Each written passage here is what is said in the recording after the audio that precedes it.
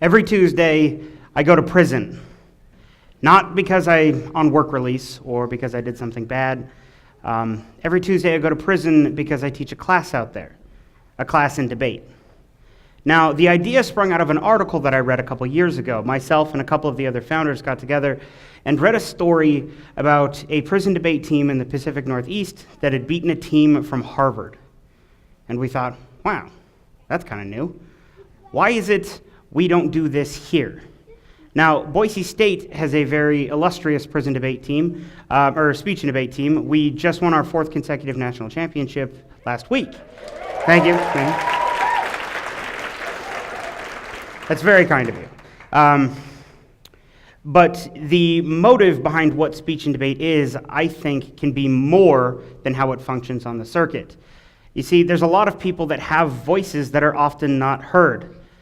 I found myself on a speech and debate team after drifting through life through my early 20s. I'm a non-traditional student, and I credit speech and debate with quite literally saving my direction and my life itself.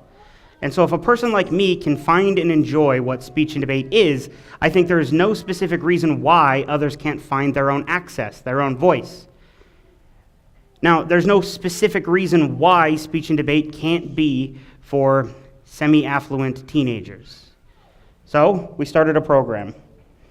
And under that desire, under that push to bring other voices to the stage, we decided what particular group is most isolated, what particular group is most quiet. That would be the prisoners. Now, the program itself works in a very specific way. We started last year, and we do 12-week cycles. And what we do is we do about half lecture, half actual debate. And what we'll do is we'll pick a topic, a current event, and then we will hold a discussion at a pretty high level. One of our volunteers or one of our guiders actually holds a PhD. And so when we go out and we discuss these things, we discuss them critically, we discuss them ethically, and we discuss them at an incredibly deep level, which I have found to be incredibly rewarding. The response we get from our particular group is what you would hope a college classroom would be like.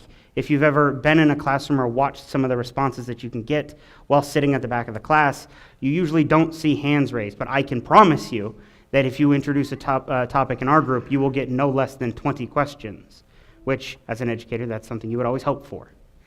The other half is debate. We do a couple different styles, and all of this will make no sense to you if you've never done debate, but we do IPDA, which is one person versus one person. We do public forum, which is 2 people versus 2 people. We even do British parliamentary, which is 8 versus 8, but half of them don't know each other. It's a very complicated style. But the point is, they actually function and produce results, and some of them have gotten quite good. We have now shifted into our second batch of 12-week groups, and it was interesting to kind of watch how this unfolded. When we discuss some of these high-level issues with them, or we present these issues to them so that they can debate them, some of the results are quite fascinating. I remember once we were getting some confusion over the difference between economic systems and systems of government. And so they were saying things like, why is it democracy was showing success and yet communism wasn't? Well, those 2 things are not mutually exclusive. The one's an economic system, one's an electoral system. So we held a lecture on it.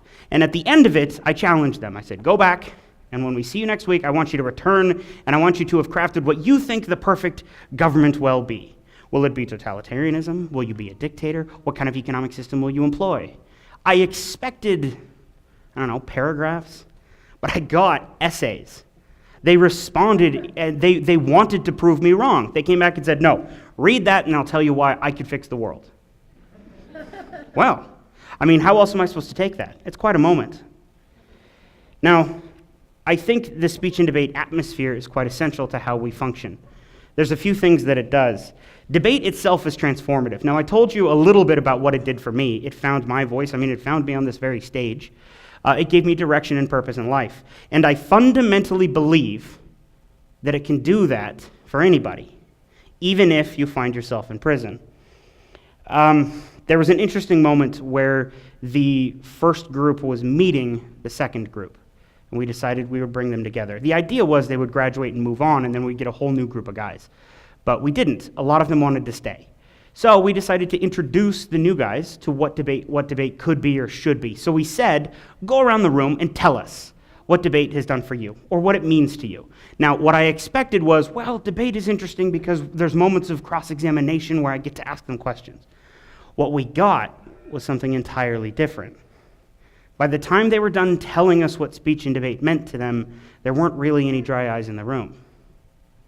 It was incredibly powerful. I'd never experienced that before. And all of a sudden, I'm sitting in a room with a group of people that genuinely love this thing we created. But there's another aspect that I think that this program does. And in the Idaho prisons especially, I think they allow volunteers, but a lot of the volunteer work that we see is designed for a more specific purpose. See, in order to get access to the prison, you have to go to about an 8-hour training session. And at the very beginning of it, everyone stands up and they tell you how they're affiliated. And this is kind of how it went. Religious group, religious group, religious group, another religious group. Poetry, okay. Religious group, religious group. Yoga, I like that. Religious group, religious group, religious group. We record bedtime stories into little things, and then we put them in teddy bears, and then we give them to their kids. Oh, that's rad. Prison group, religious group, religious group, religious group. Now, I first want to point out that these two things are not mutually exclusive. Just because you're a religious group does not mean you can't do education. But the motive or the impetus behind a lot of these groups is atonement or reflecting on past actions. The push is not education. Second, the prison groups within Idaho are constantly looking for volunteers. I work at a medium security prison in the valley, but there's also a women's prison, which we are looking to expand into, but we'll see how that goes. But there are other prisons in the area that are always looking for help, people to come. And we don't see within the prison itself, in terms of volunteer work, access to that kind of higher education. A lot of the groups are based around emotional discussion, but as far as the other groups that I have met, I really only see us as trying to challenge or push. Because once you hit a remedial reading level or a remedial math level, you can achieve your GED, but that's kind of where it stops. So, why is it that this is particularly important? I think it teaches self-advocacy. That's what I'm doing right now, if you're unfamiliar with that word. I'm advocating on behalf of my program. But it is incredibly powerful to create a group of individuals that when they leave their current circumstances can give voice to their current circumstances. They can talk about their lived experience. They can talk about what it is, what they think should be better. They can leave and be competent public speakers. It also has a different effect. If you've never been in a debate, half of it is actually listening.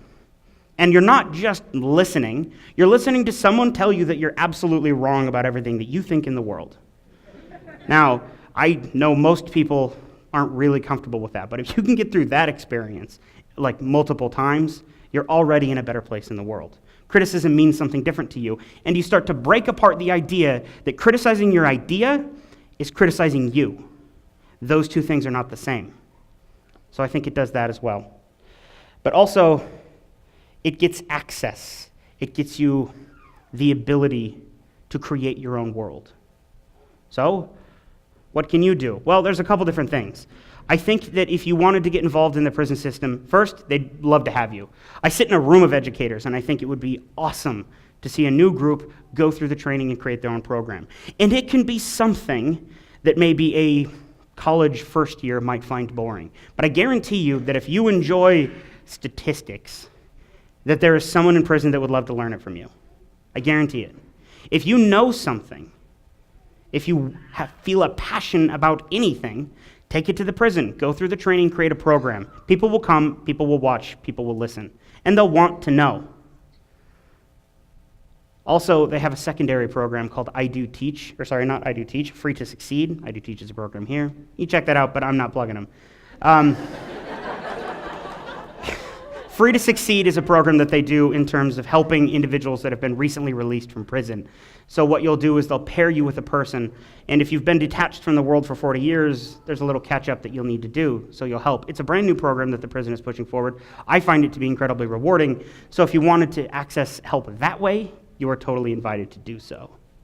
So, create a program, help recently released individuals. Speech and debate is interesting. It's done a lot for me. It's done a lot for the people that I've known, and I have watched it affect those around me. So when I tell you that I go to prison every Tuesday, I want you to know it's not because I have to, it's because I want to.